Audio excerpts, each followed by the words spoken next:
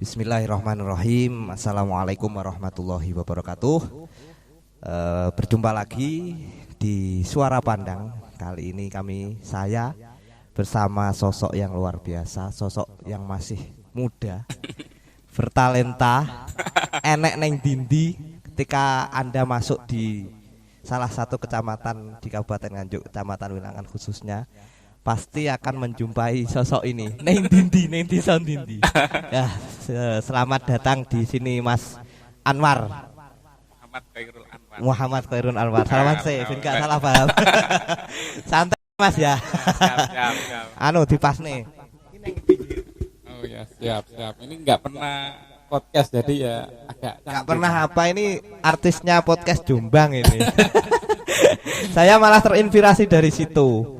Wah, kiranya gini Mak, saya membuat seperti ini. Kalau yang lain itu mengundang tokoh yang sudah benar-benar tokoh itu untuk memancing sebuah karyanya. Tapi di sini saya balik, keinginan saya balik memunculkan sopo sing pengen ngomong dan di sini. Iya di sini tempatnya. Los ngomong apa?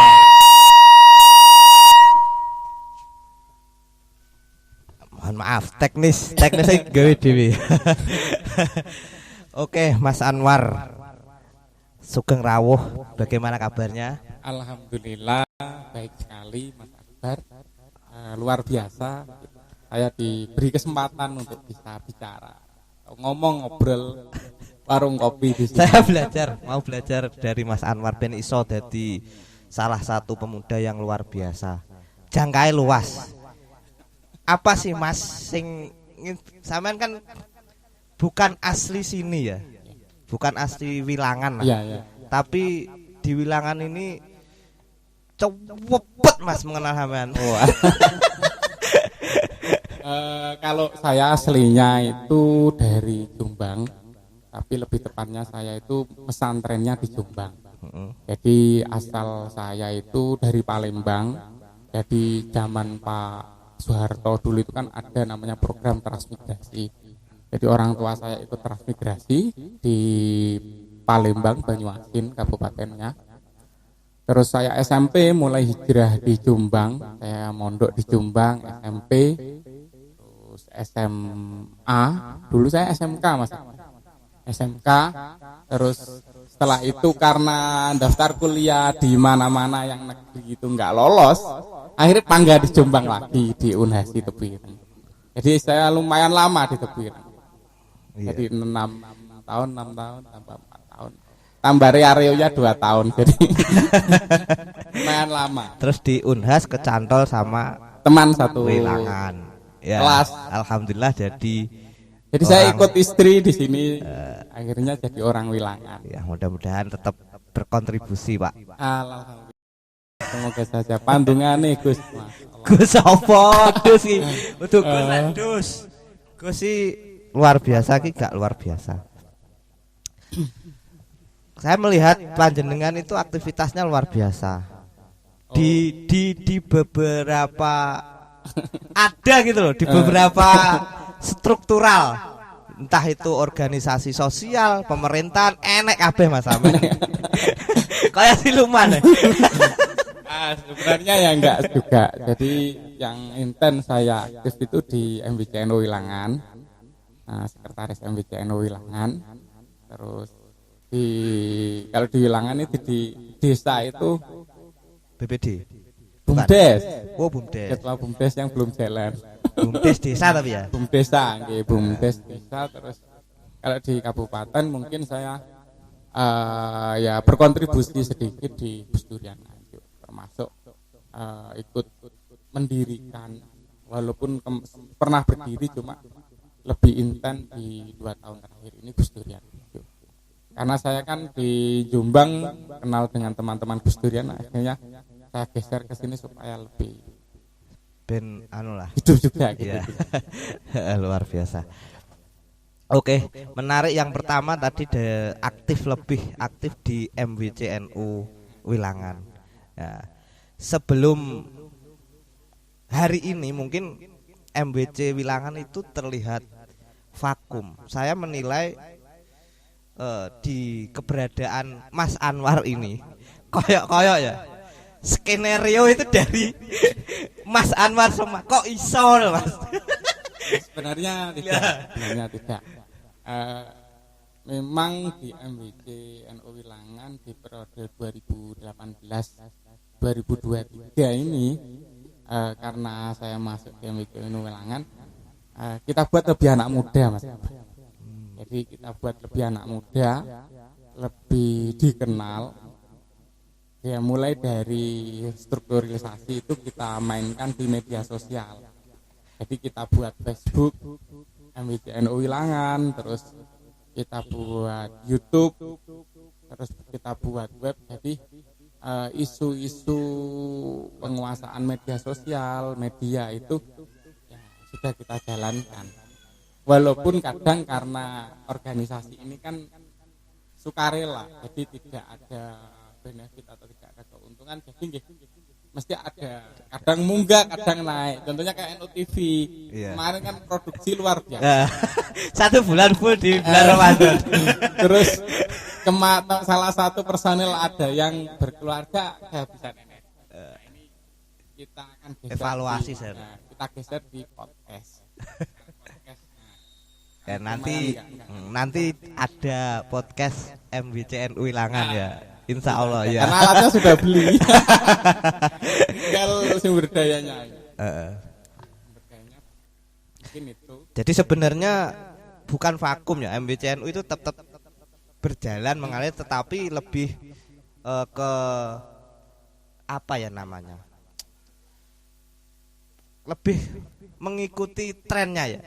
Ketika anak-anak muda yang diberi sebuah tanggung jawab, artinya kan kolaborasi antara yang sepuh-sepuh tetap dengan porsinya, istilahnya mengaji, mengarahkan ya, terus kita yang panjenengan yang muda lebih ke publikasinya. Soalnya kan hari ini juga zamannya media. Mungkin seperti itu. Jadi ben kenal lah kilo MWC NU Wilangan. Jadi filosofinya begini Mas Akbar, bahwa ketika kita membuat kegiatan itu tidak dikemas dengan media, itu seperti kita teriak tapi di tengah laut.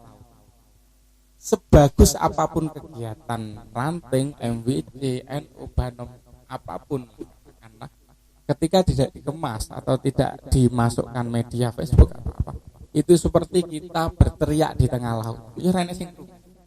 Jadi saat ini ya, saat ini jadi memang pentingnya media itu hari ini itu seperti itu, karena yang bisa mengarahkan pola pikir, mengarahkan wacana masyarakat, mengarahkan semua isu itu ya media sosial, media elektronik semua. Jadi sefundamental itu. Kadang gara-gara media iso ndadekno presiden. Contohnya kayak Jokowi. Itu kan dari mulai wali kota iso sampai presiden kan media. Karena ada presiden yang sederhana, SMK, dan itu semuanya kan mengorbitkan Pak Jokowi akhirnya sampai dilirik partai politik. Nah, media itu ternyata seperti itu. Makanya MWC itu coba mengemas media itu dengan kemampuannya, karena kan ini MWC jadi ya nggak bisa maksimal, tapi dengan kemampuannya untuk mengimbangi media-media yang ekstrim atau media-media yang cenderung hoax atau bagaimana. MWC hadir di situ kayak lebih tepatnya begitu. Berarti itu termasuk, tetapi juga tidak menutup kemungkinan Mas Anwar ya, media itu sendiri juga menjadi bumerang, bom waktu ya. Mungkin itu salah satu apa ya, negatif ataupun efek samping dari media. Ketika contohnya saja salah sedikit saja seret, yang block up, yang itu kan terus mencikapi hal-hal yang semacam itu gimana? Makanya begini, jadi pentingnya pemahaman tentang UU ITE atau pemahaman tentang hoax itu penting. Karena apa? Hari ini kan setiap gerakan kita itu kan menjadi menjadi tanggung jawab kita. Kalau seumpama podcast ternyata itu cenderung menghujat atau bagaimana. Nah itu kan kembalinya nanti ke UIT. Makanya pentingnya tidak hanya bermain media juga, tapi juga rambu-rambu atau UIT harus difahami serius sehingga tidak terjebak di situ. Karena karuan gue nanti.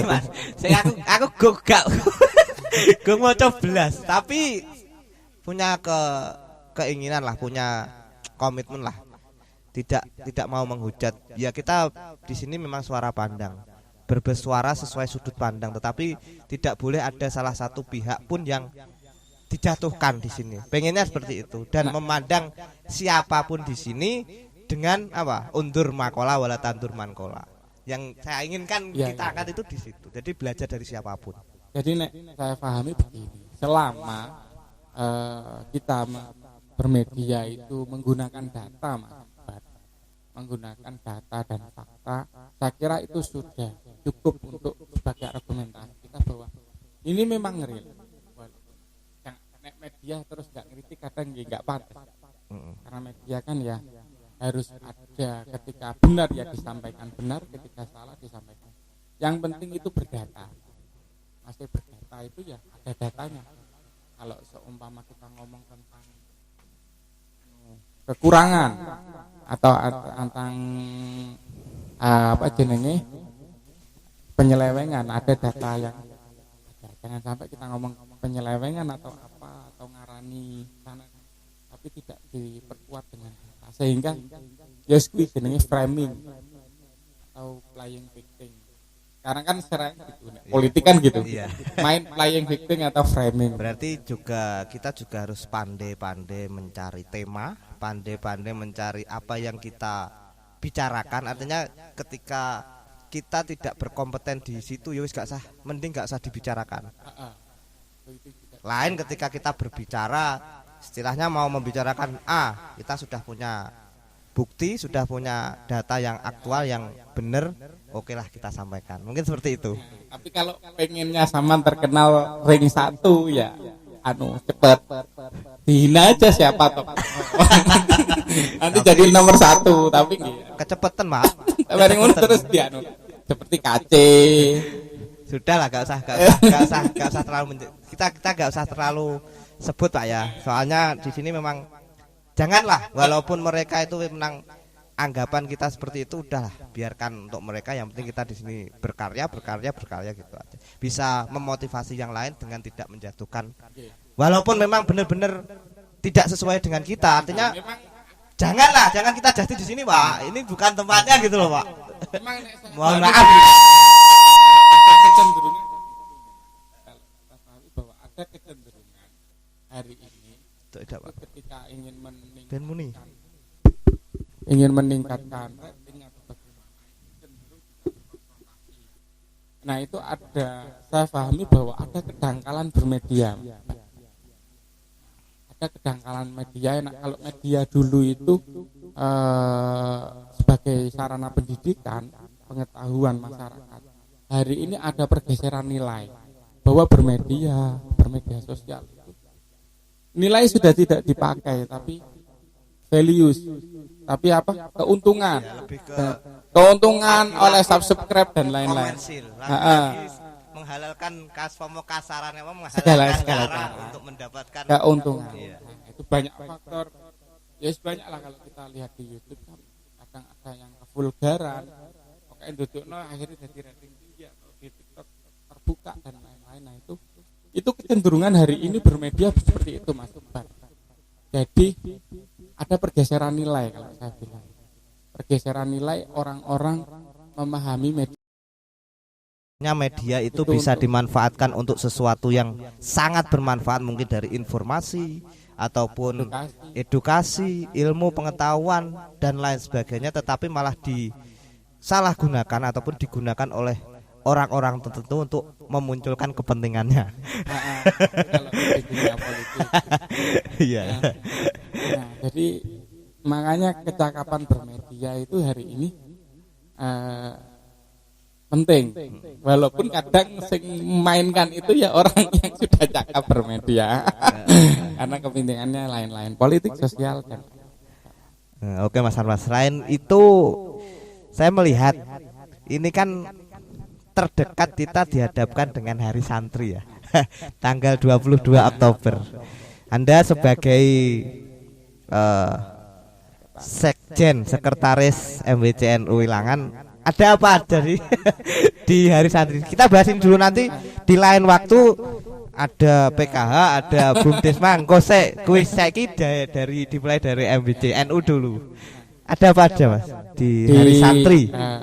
Kalau kemarin kan MWCNU sudah rapat tanggal 27 dengan berbagai elemen mulai lembaga, banom dan ranting.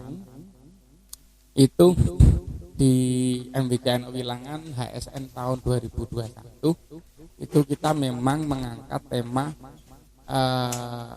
isu lingkungan Mas Akbar.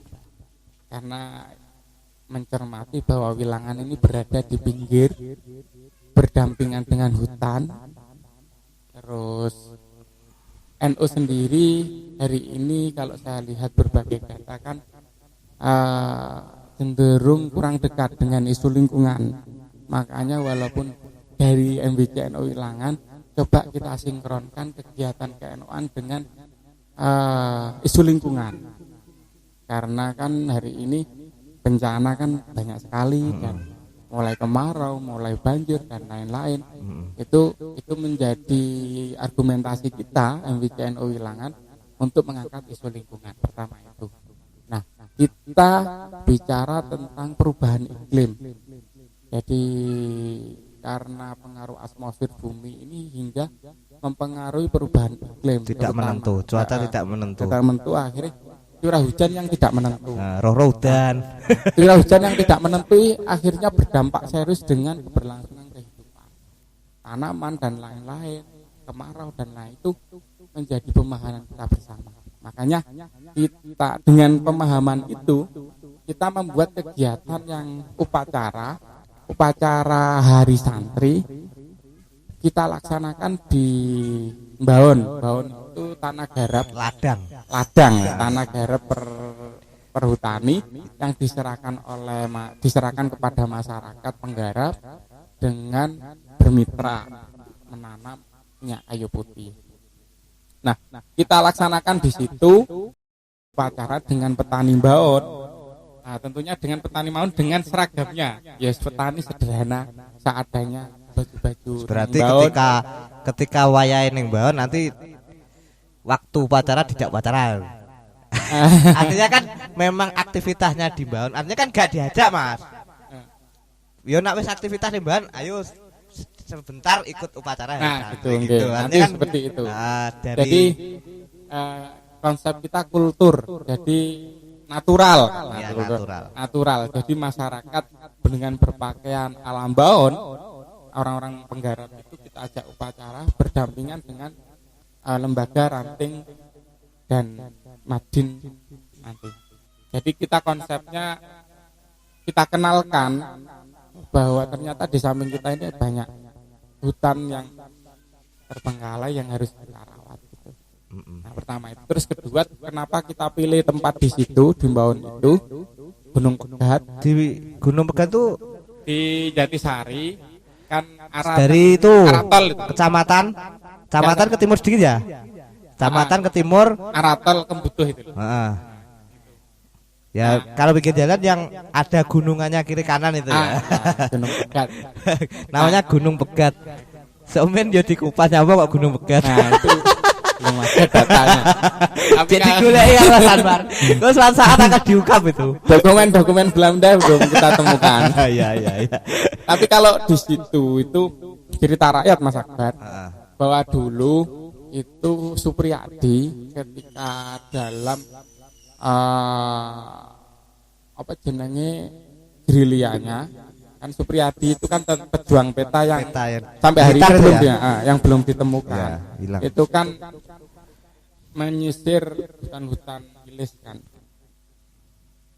Salah satunya katanya nenek saya atau beberapa orang sepuh di Dusun Jatisari itu Supriyadi itu pernah singgah di situ dan sempat melatih masyarakat Jatisari untuk di situ beberapa hari.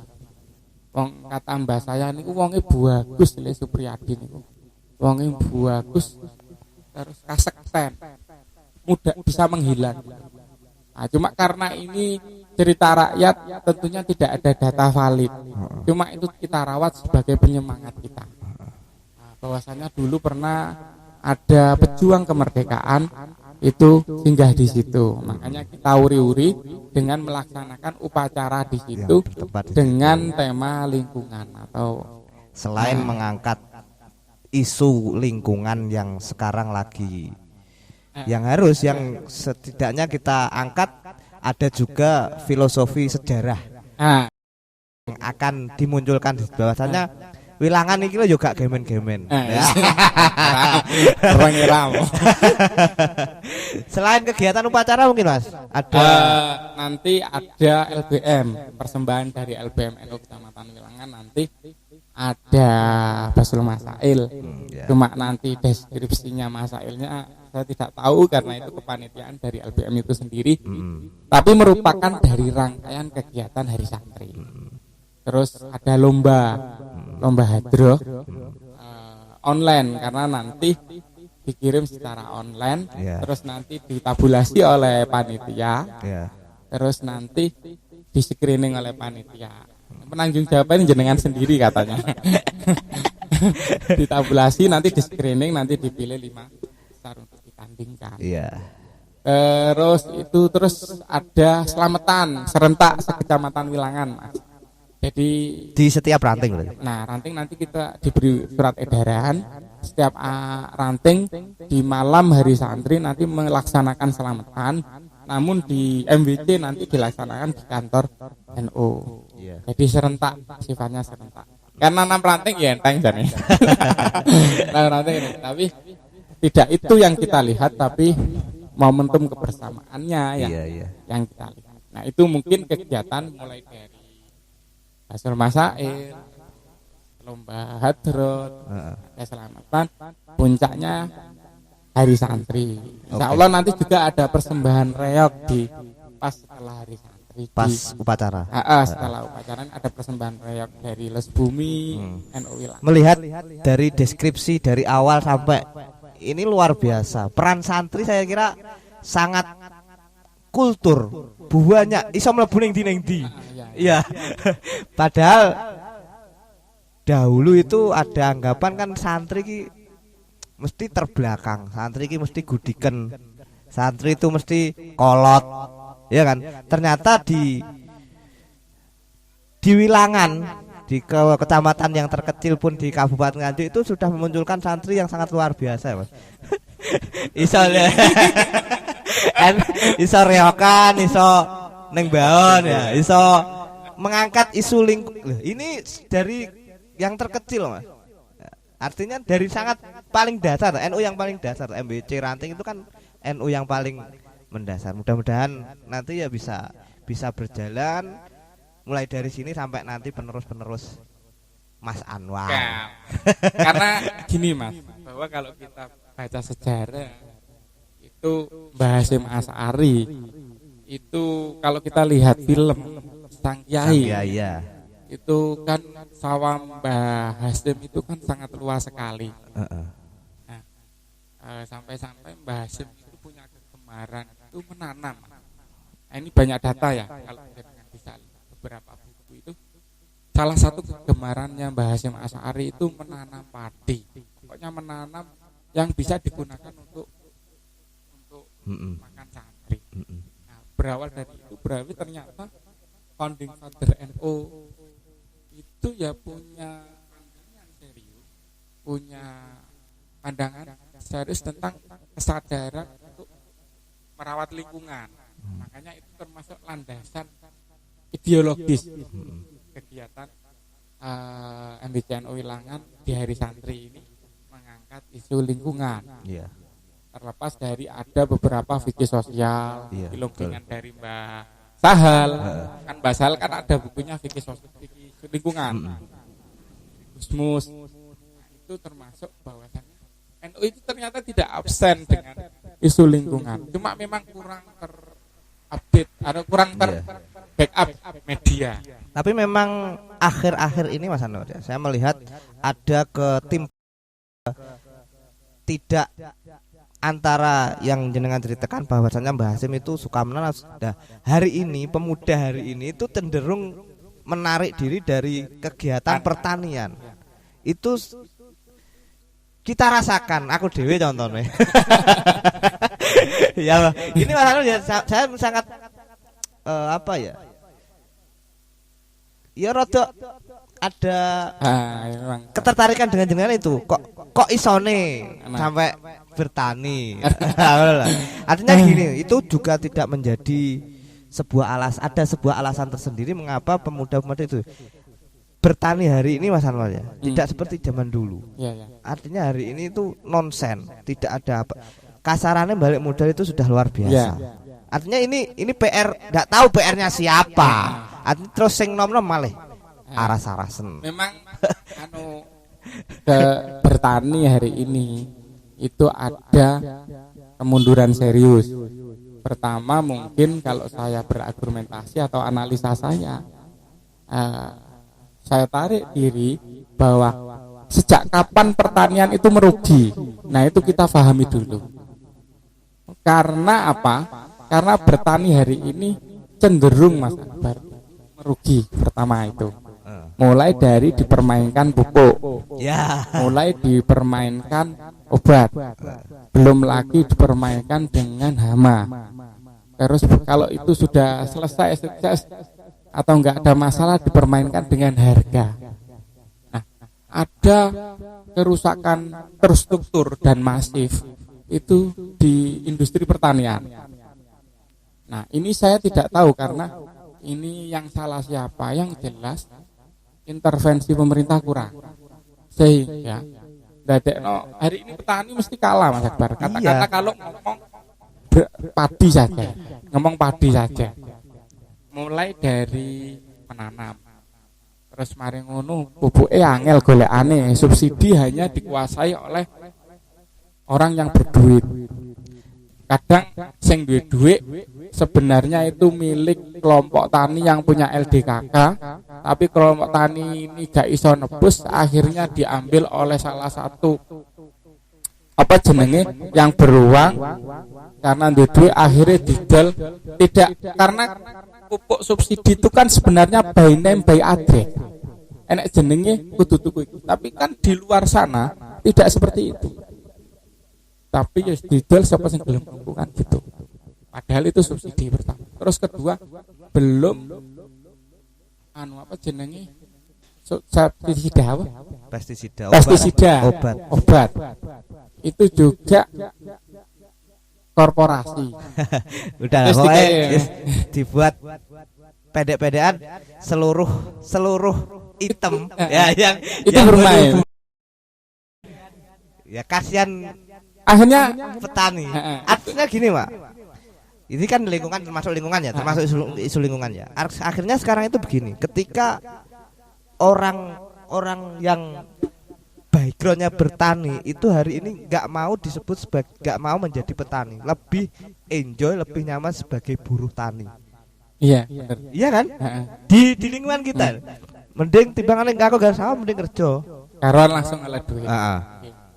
Nah itu kan sebenarnya menjadi PR permasalahan. Terus akhirnya ya kabeh royokan dadi pejabat Mas. Ya ora.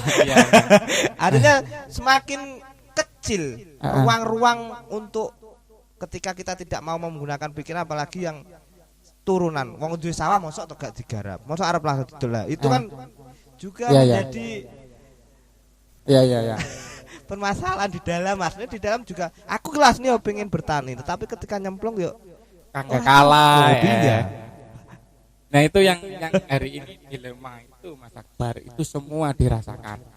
Terlebih petani padi, petani semua merasakan bahwa petani cenderung aku ngarani walaupun ada Kementerian Pertanian ya, dibiarkan saurip-uripmu. Oke lah, biar mudah-mudahan kita doakan saja ya. Tapi intinya sambil berbenah. Tapi kalau kembali kita ke tauhidan Mas Akbar. Iya. Gak enak ceritanya petani itu kelaparan enggak? Betul. Memang ya keberkahan yang paling mendasar adalah menjadi seorang, katanya Mbah Hasim kan gitu, menjadi seorang petani penyangga negeri. Walaupun hari ini kita melihat selalu kalah. Selalu dikalahkan ya. Selalu kalah atau selalu dikalahkan. Oke Mas Anwar, biar tidak terlalu lebar ini juga kedawan. Nanti kemana-mana mungkin ada sebuah motivasi atau pesan untuk para anak muda khususnya di Kecamatan Wilangan atau saya sendirilah, untuk saya sendiri, agar setidaknya bisa berkontribusi seperti jenengan neng kono. Semangatnya untuk menjaga semangat dan motivasi diri sendiri itu bagaimana? Mungkin ada sebuah pesan. Nanti dilanjut dengan konteks lain di lain waktu. Saya tunggu itu. Jadi ini untuk kita bersama ya, bukan untuk sampean atau bukan untuk, tapi ini untuk pemahaman bersama.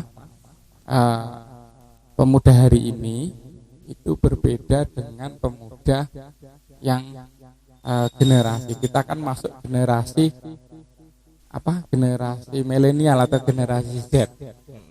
Generasi Z itu kan beda dengan generasi yang sebelumnya, generasi all bahasanya orang-orang.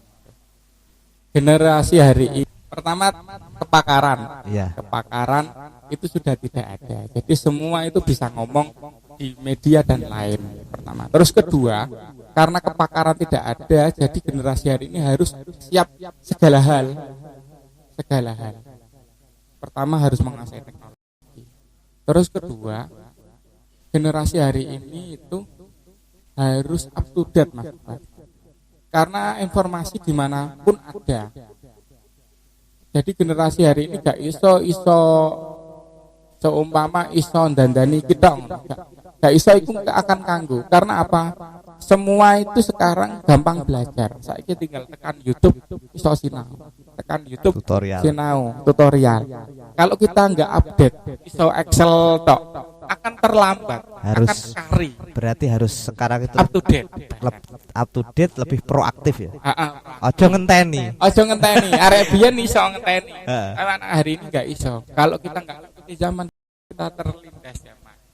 Terus terakhir, sebagai generasi muda harus bisa beradaptasi di mana hal. Karena kita tidak tahu bahwa hari ini kita hidup di sini, kita 10 tahun, 2 tahun ke depan atau 5 tahun ke depan kita akan ke negeri orang lain. Nah, makanya generasi muda ya harus bisa beradaptasi. Maksudnya beradaptasi apa? Ya harus bisa memahami lingkungan itu.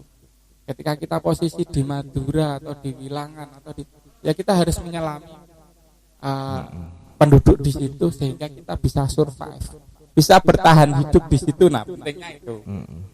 Nah, kita gak iso mencair di situ ya kita akan selama menjadi orang asing.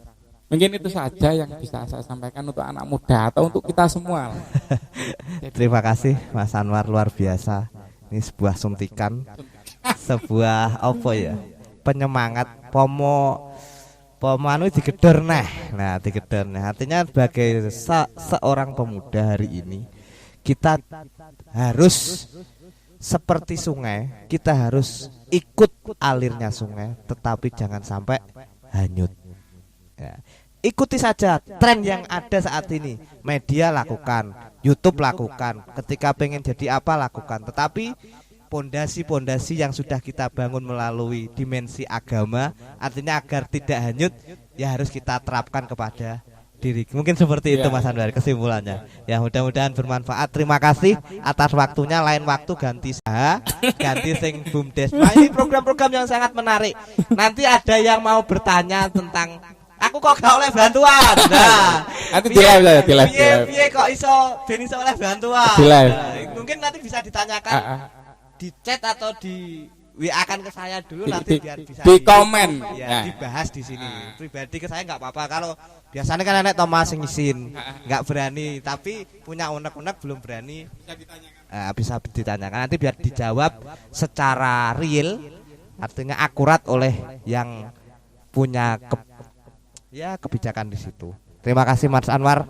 Terima kasih diombe sik NU Plus iki Mas Anwar. Terima kasih untuk semuanya, mudah-mudahan bermanfaat khususnya untuk kita semuanya.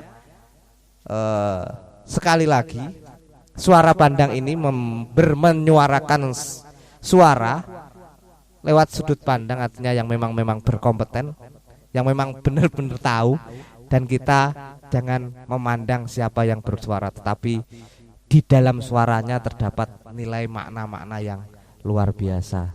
Mungkin itu yang bisa saya sampaikan. Saya pribadi mohon maaf Mas Anwar apabila ada kekurangannya. Pasti banyak kekurangannya, dan semuanya apabila ada pihak-pihak yang disinggung, ya tidak sengaja kita ucapkan di sini.